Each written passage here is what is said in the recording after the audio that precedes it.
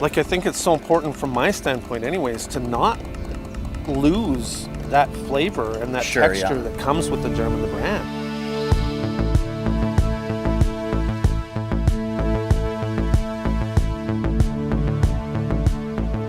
So we've been in Sturgeon County for a little over 120 years now. I'm a 6th generation Canadian farmer.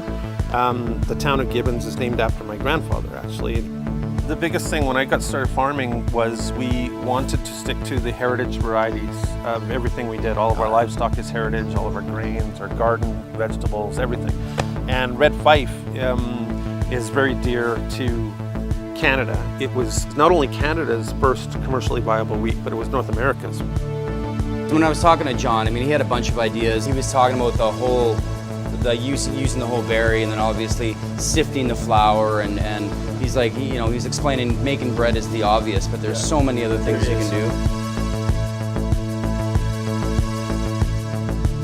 How it tastes is also more of a terroir issue. Like it tastes more different more often.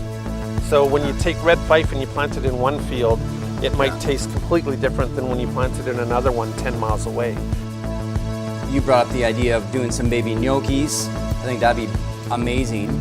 Cutting them fresh. Yeah, I just like showing off that the nuttiness of everything going on in the flour, right? So it's kind of my favorite part is the nutty flavors that go along with it all and showcasing it. Tender flour.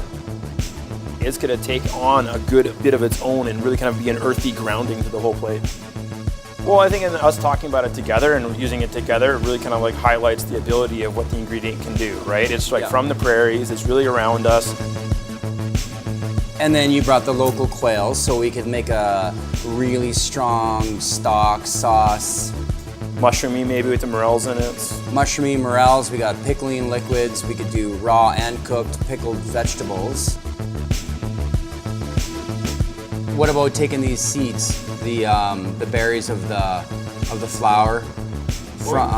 We can cook them up and do a little more like risotto-y, ragu-y kind of feel, because I kind of like it with sometimes you can take these guys and cook them so they're the tender, and then you add the crunchy at the same time. You have a double combo texture. Yeah, I see what you mean.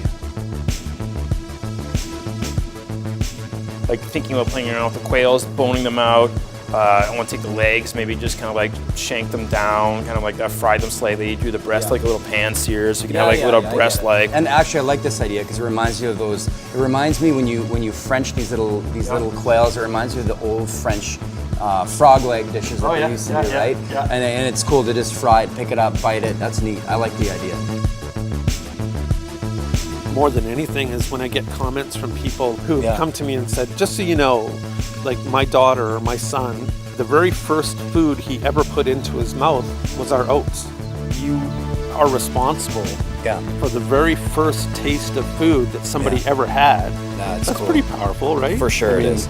You want to keep doing that.